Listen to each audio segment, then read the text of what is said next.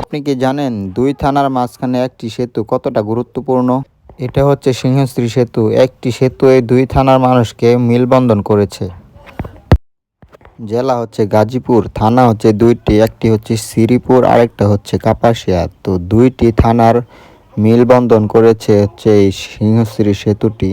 তো এই পারের মানুষ আর ওই পারের মানুষের, দুই পারের মানুষের সেতু বন্ধন করেছে এই সেতুটি।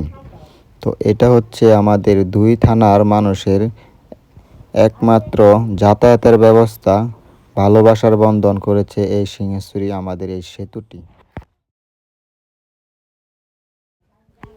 কোনো এক সময় এই দুই পারের মানুষের কত কষ্ট হতো, এখন সেই সেতুটি হওয়ার কারণে মানুষের অনেকটা স্বস্তি ফিরেছে। আজকের মতো এখানে ভিডিওটা শেষ করলাম। সবাই ভালো থাকবেন, সুস্থ থাকবেন। আর কে কোন জায়গা থেকে দেখছেন অবশ্যই কমেন্টে জানিয়ে যাবেন। আল্লাহ হাফেজ।